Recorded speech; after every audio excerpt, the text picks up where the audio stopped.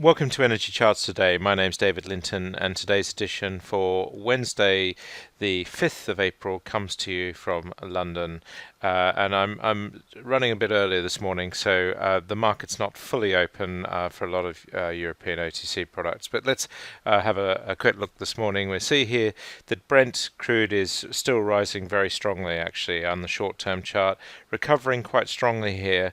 Will resistance become support? Remember that we've got to get back above this sort of 57.50 level to be really quite clearly bullish again, and certainly at the moment we're making quite a big move for that. We've got a target here for 55.60, but at the moment it's of all short-term strength. We've got to see whether that continues.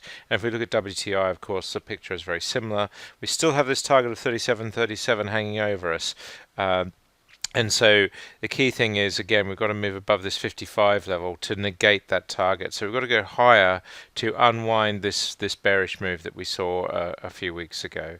Looking at heating oil, that's also looking very similar to the crude charts. US NatGas recovered strongly. We're at back into the high 320s, nudged 330 yesterday. Upside target here of 344. The downside targets of $3 have now gone on that move. Quite a strong jump there yesterday, and we're seeing increasingly this chart's looking more and more bullish. And RBOB has really been bullish right throughout the recent sell-off in crude. Looking at coal, we did fall away a little bit yesterday, but we're still bullish on the short-term chart. The medium term, we've still got work to do. We need to really get above this $70 level, and that would negate these downside targets into the mid-50s and the mid-40s. So coal really just needs to break this $70 level. Looking at the MBP front month contract, we see here again that's on the exchange side. This is just looking bullish, and on the TTF on ICE again we're seeing that's still in this bullish trend. It'd be interesting to see how that does today, but at the moment short-term bullish, medium-term bearish. Currencies, we see the dollar here in a sideways move. We just need to see this break to the upside.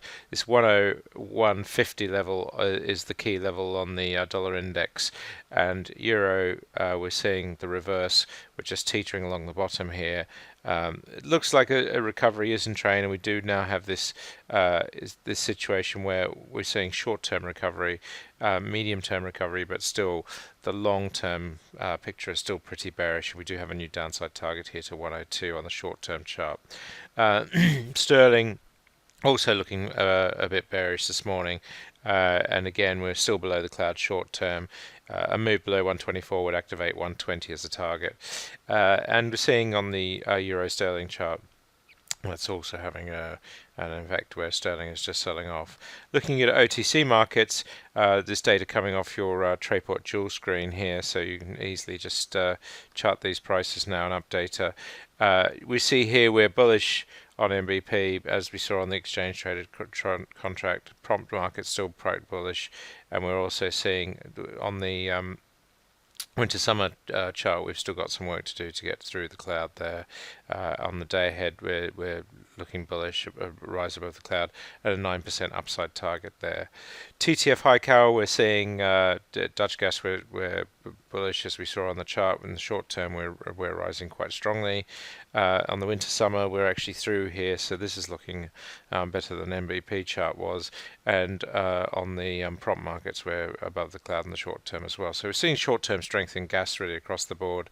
Gazprom just struggling to get through the short term cloud, and NCG and Gazprom both just struggling a bit there. German power, we did see a bit of a sell-off there yesterday.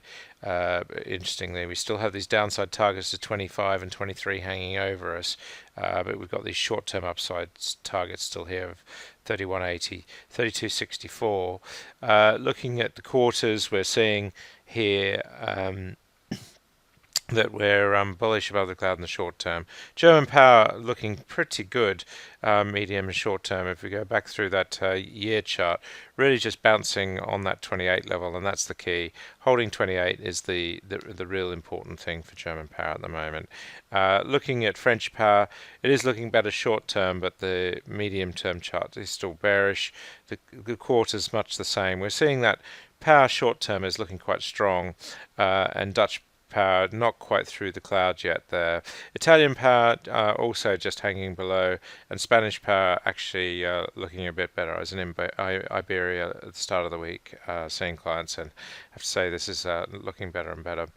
So that's it for today. Until tomorrow, happy charting. See you then.